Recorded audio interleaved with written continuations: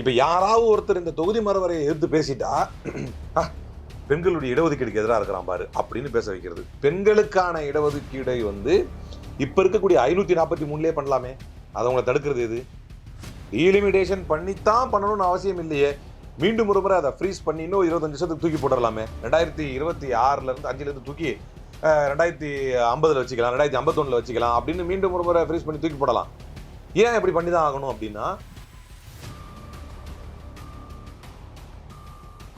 இல்ல டீலிமிட்டேஷன் என்ன பண்ண போறாங்க? இப்ப அண்ணாமலை உட்காந்து பேட்டி கொடுக்குறாரு. இது நீங்க மக்கள் தொகை கணக்குல தான் இதை பண்றாங்கன்னு உங்களுக்கு யார் சொன்னது அப்படிங்கிறாரு. சரி நீ சொல்லு, எதை செய்ய போறாங்க? நீ எம்பியும் கிடையாது, எம்எல்ஏ கிடையாது, உங்க கையில எப்போ டிராஃப்ட் இருக்க போறது கிடையாது. ஆனா உங்கள்கிட்ட எம்பிக்கள் இருக்கிறாங்க, அதை வாங்கியாவது பேசிருக்கலாம் இல்லையா? அப்ப மக்கள் கருத்திற்கு ஏன் இது விடப்படலை?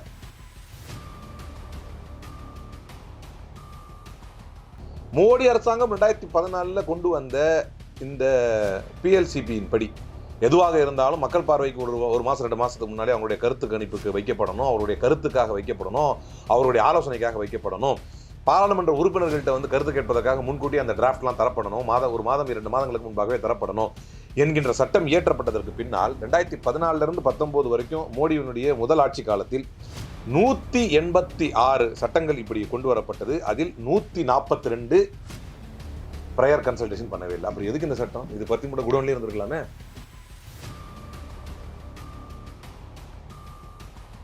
மீண்டும் ஒரு முறை நம்முடைய ஒன்றிய அரசு தன்னை ஏற்றுக்கொள்கின்ற வடமாநிலத்தை வாழ வைத்தும் தன்னை சித்தாந்த ரீதியாக எதிர்க்கின்ற தென் மாநிலங்களை பழிவாங்குவதற்குமான மற்றும் ஒரு நடவடிக்கையாக இந்த டீலிமிட்டேஷன் தொகுதி மறுவரையறையை இப்போது அவசர கதியில் இப்போ ஏப்ரல் 13 சொல்லி இப்போ 17-18 பாராளுமன்றம் கூட இருக்கிறது.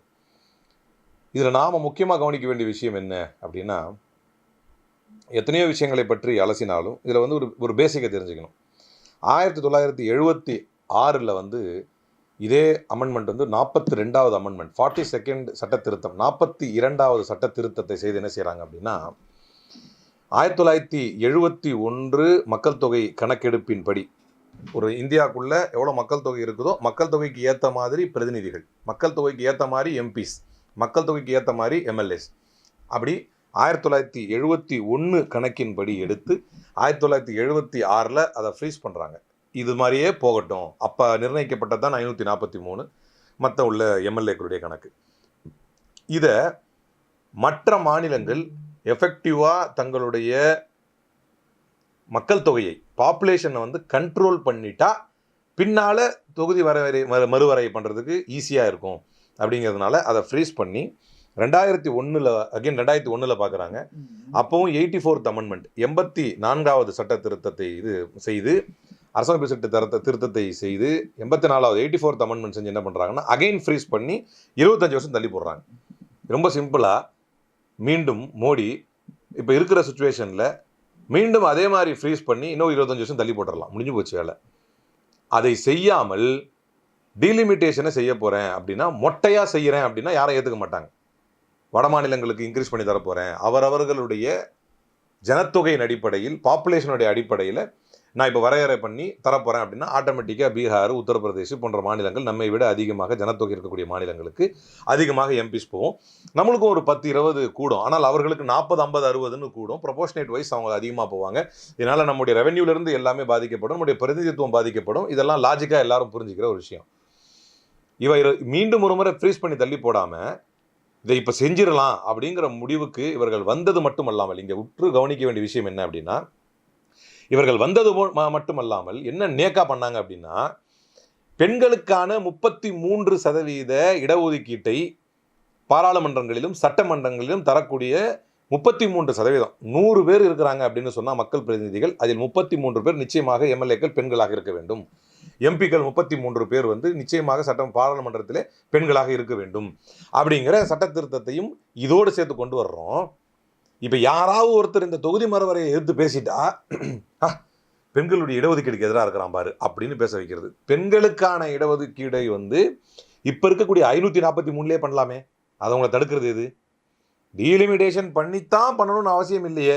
மீண்டும் ஒரு முறை அதை ஃப்ரீஸ் பண்ணி இன்னும் 25 வருஷத்துக்கு தூக்கி போட்டுடலாமே. 2026 இருந்து 5ல இருந்து தூக்கி 2050 வச்சுக்கலாம், 2051 வச்சுக்கலாம் அப்படின்னு மீண்டும் ஒரு முறை ஃப்ரீஸ் பண்ணி தூக்கி போடலாம்.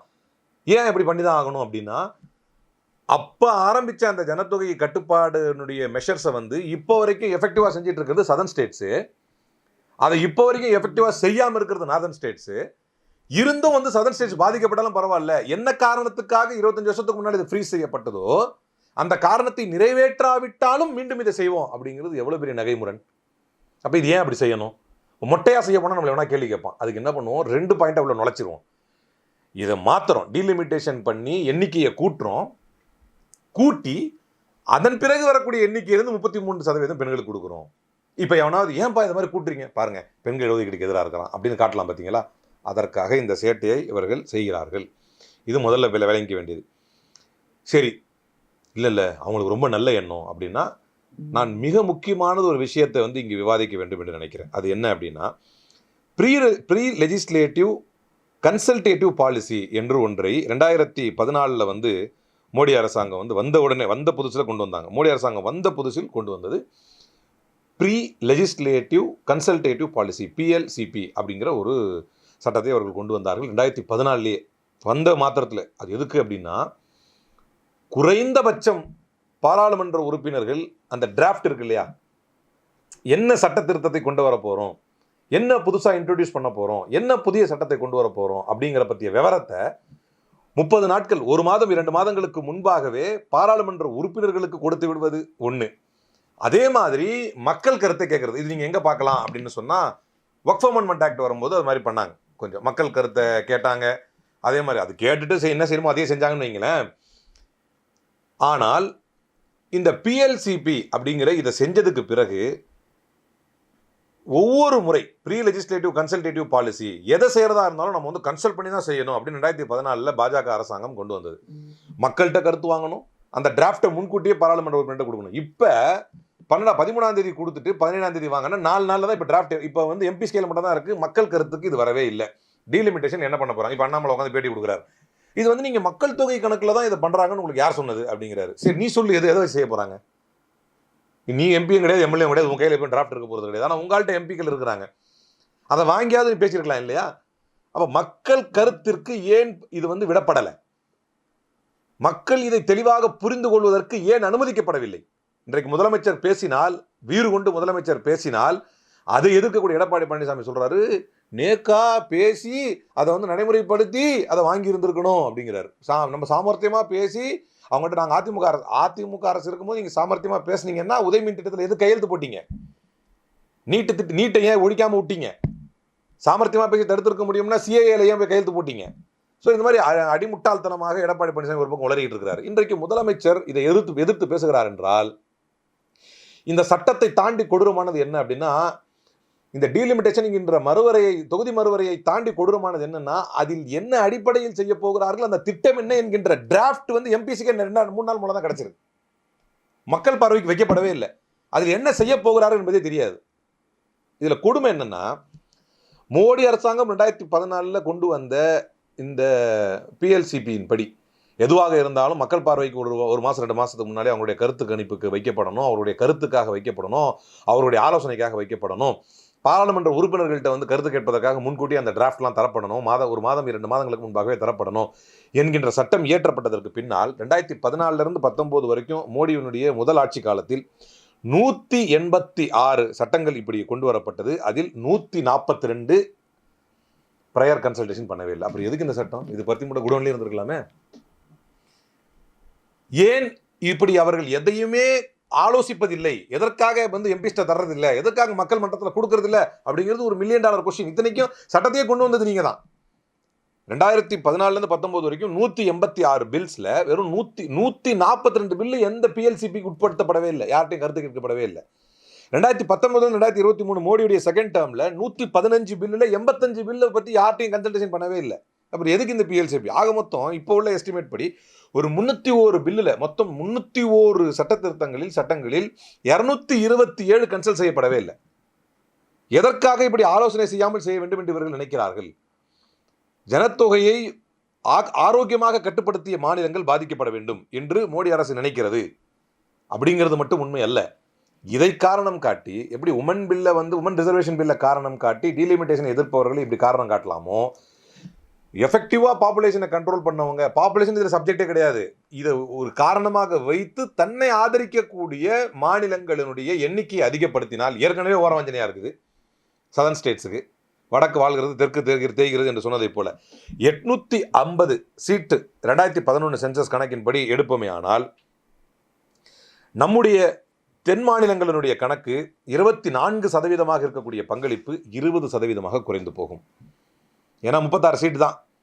அப்போ அதே மாதிரி 5 வட மாநிலங்களுக்கு 37% இப்போ இருக்கக்கூடிய பங்களிப்பு, அவங்களுடைய பிரதிநிதித்துவம், அவங்களுடைய எம்பி கணக்கின்படி 37% வெறும் 5 மாநிலங்களில் 137% பிரதிநிதித்துவம், எம்பிக்களுடைய பிரதிநிதித்துவம் 5 வட மாநிலங்கள் வைத்திருக்கிறது.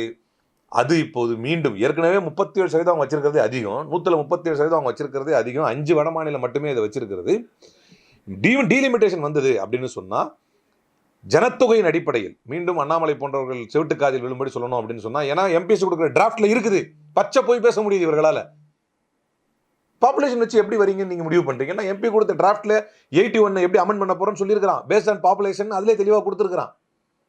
அப்ப 37% இருக்கக்கூடிய ரெப்ரசன்டேஷன் 5 மாநிலங்களுடைய 5 வட மாநிலங்களுக்கு வந்து 37% இருக்கக்கூடிய பிரதிநிதித்துவம் 43% மாற்றப்படும். 367 சீட்டுகளாக இருப்பது 167 சீட்டாக இருப்பது 300 சீட்டுகளாக மாற்றப்படும். அப்ப நம்முடைய மக்கள் தொகையை ஆரோக்கியமாக கட்டுப்படுத்தியது விளைவு. உடனே என்ன சொல்றாங்கன்னா, ஜனத்தொகையின் அடிப்படையில் பண்ண மாட்டோம், இதை வந்து ப்ரோ ரேட்டா இன்க்ரீஸ்ல பண்ணுவோம் அப்படின்னு ஒரு வார்த்தையை பயன்படுத்துறாரு. அண்ணாமலையும் அதை சொல்றாரு, எல்லாரும் சொல்றாங்க ப்ரோ ரேட்டா இன்க்ரீஸ்ல வந்து இதை கூட்டுவோம் அப்படின்னா. சரி, ப்ரோ ரேட்டா இன்க்ரீஸ்னா என்ன அப்படின்னா ஒரு விளக்கம் பார்த்துருவோம். இந்த காமெடியான விளக்கத்தை பார்த்துருவோம். This means total number of seats increases, the relative weightage of states remains constant. For example, Uttar Pradesh seats would increase from 80 to 120. இதுதான் ப்ரோ ரேட்டா பற்றி நடுநிலையான விளக்கம். உத்தரப்பிரதேசுடைய சீட் வந்து 80 to 120 போயிருமா. எவ்வளோ இருக்கு கேப்பு? 40 seat extra. தமிழ்நாடு ஃப்ரம் 39 to 59, இது வந்து 20 சீட்டு கேப்பு. இதுதான் வந்து ப்ரோ ரேட்டா இன்க்ரீஸ் அப்படின்னு விளக்கம் கொடுக்குறாங்க. இந்த ப்ரோ ரேட்டா எப்படா நியாயம்னு நமக்கே புரியாமல் இருக்குது. சிறிய வயதில் என்னுடைய தந்தை வந்து என்ன செய்வார் அப்படின்னா, 3 பேர் நாங்கள் பசங்க இருப்போம். அப்போ 3 பேர் பசங்க இருக்கும்போது என்ன செய்வார் அப்படின்னா, சத்தம் போட்டோம் அப்படின்னு சொல்லுவார், சத்தம் போட்டிங்கன்னா 3 பேரையும் அடிப்பேன் அப்படின்வார். சத்தம் போட்டால் 3 பேரையும் அடிப்பேன் அப்படின்வார். அப்போ நாங்கள் இதை அது ஏன்னா சேட்டை அதிகமாக இருக்கிறதுனால ஒருத்தர் நல்லவனாக இருக்கிறான், ஒருத்தர் ஒரு டைமில் நாங்கள் என்ன நினைப்போம் அப்படின்னா, சத்தம் போட்டவன் அடிக்காமல் எல்லாரையும் அடிக்கிறது அநியாயம் இல்லையா அப்படின்னு நினைப்போம். அதே மாதிரி தான் இன்னைக்கு யார் இந்த தேச நலனுக்காக தேசத்தினுடைய ஒன்றிய அரசு தரக்கூடிய கைட்லைன்ஸை ஃபாலோ பண்ணி மக்கள் தொகையை துரிதமாக செயல்பட்டு ஆரோக்கியமான முறையில் அதை கட்டுப்படுத்தினார்களோ அவர்களுக்கு தண்டனை. நான் சொன்ன கணக்கு கூட வேற மாதிரி இருக்கும். 3 பேரில் வந்து எவனா ஒருத்தனா சேட்டை செஞ்சிருப்பான், அவனையும் சேர்த்து அடிச்சிருப்பாரு. ஆனால் இங்கே யார் எஃபெக்டிவாக இருந்தானோ, யார் அதை ஏற்று கரெக்டாக நடந்தானோ அவனுக்கு பனிஷ்மெண்ட்டு, யார் அதை கேட்டு நடக்கலையோ அவனுக்கு இன்க்ரிமெண்ட், அவனுக்கு ப்ரமோஷன். அப்போ இப்படிப்பட்ட ஒரு அநியாயத்தை இன்னைக்கு பியூஷ் கோயல் தமிழ் மக்களை பார்த்து தேர்தல் நெருங்கிக்கூடிய நிலை இவர்களெல்லாம் வந்து அமலப்படுத்தணும். பியூஷ் கோயல் ஒன்றிய அமைச்சர் சொல்கிறார், தொகுதி மறுசீரமைப்பை எதிர்ப்பவர்கள் படிப்பறிவற்றவர்கள் அப்படிங்கிறார். கல்வி அறிவு இல்லாதவன் தான் தொகுதி மறுசீரமைப்பை எதிர்ப்பான் அப்படின்னு சொல்லக்கூடிய அளவுக்கு இவருடைய வாய்க்கொழுப்பும் திமிரும். திறமையாக இருந்தா ஒன்றிய அரசிட்ட வந்து பேசி தாஜா பண்ணி சரி பண்ண முடியும். எடப்பாடி பழனிசாமி கையிலே விட்டுறலாம். பாஜக எழுதி கொடுத்தது எடப்பாடி பழனிசாமி பேசுகிறார். பெண்கள் இடஒதுக்கீடு வந்து ஸ்டாலின் எதிர்க்கிறார். ஏன் அதுக்குள்ள டீலிமிட்டேஷன் ஒரு பிரச்சனை இருக்கு, அது வந்தா உங்களுக்கும் எதிர்ப்பு வரோங்கிறது தெரியாத அளவுக்கா நீங்க இருக்கிறீங்க? ஏன்னா இது வந்து மக்கள் தொகையின் அடிப்படையில் தான் செய்யப்பட போகிறது என்பதற்கு பாராளுமன்ற உறுப்பினர்கள் கையில் அவர்கள் கொடுத்த amendment of article 81. In this article, the expression population means the population as ascertained at such census as parliament may by law determine, of which the relative figures have been published. By law they can determine எந்த relative figures 2011 census எடுக்க போறாங்க. அப்போ இதுக்கு பதிலாக அவங்க census எடுத்துருக்கலாம். இன்னைக்கு வரைக்கும் மக்கள் தொகை கணக்கெடுப்பு எடுக்காத ஒன்றிய அரசு ஏற்கனவே இருக்கக்கூடிய மக்கள் தொகை 2011 சென்சஸின் அடிப்படையிலே தொகுதி மறுசீரமைப்பை செய்ய வர்றேன் என்று சொல்வது கேலிக்கூத்தாக இல்லையா? எனவே இதற்கு பின்னால் இருப்பது 2029 தேர்தலை கணக்கில் கொண்டு கவனத்தில் வைத்து எப்படியாவது தனக்கு வாக்களிக்காத, தன்னை ஏற்றுக்கொள்ளாத பெரியார் மண்ணாக திகழக்கூடிய இந்த திராவிட மண்ணில் குழப்பங்களை விளைவிக்க வேண்டும், அவர்களுக்கு ஓரவஞ்சனை செய்ய வேண்டும், அவர்களுடைய பிரதிநிதித்துவத்தை பறிக்க வேண்டும் என்கின்ற எண்ணத்தோடு ஒன்றிய அரசு செயல்படுகிறது. நம்முடைய முதலமைச்சர் அதற்கு மிகச்சரியானது ஒரு பதிலடியை கொடுத்திருக்கிறார். மீண்டும் ஒரு முறை போராட்ட அரசியலை கையில் எடுக்க வேண்டியது இருக்கும், பழைய வரலாற்று பக்கங்களை நீங்கள் புரட்டி பார்க்க வேண்டியது இருக்கும் என்று சொல்கிறார். அதை பார்த்துவிட்டு கர்நாடகா மாநிலத்திலிருந்தும் ஆந்திர மாநிலங்களிலிருந்தும் இருக்கக்கூடிய பெரிய அரசியல் தலைவர்கள்லாம் இன்னைக்கு சமூக வலைதளங்களிலே அதற்கு ஆதரவாக கருத்து போட்டு நம்மளும் இந்த மாதிரி உணர்வு கொண்டு எழணும் என்று நினைக்கிறார்கள். ஒருபோதும் இந்த ஓர வஞ்சனையை நம்முடைய தென் மாநிலங்கள் ஏற்றுக்கொள்ளக்கூடாது. உணர்வு கொண்டு இந்த ஓர வஞ்சனையை எதிர்த்து நிற்க வேண்டும். நன்றி.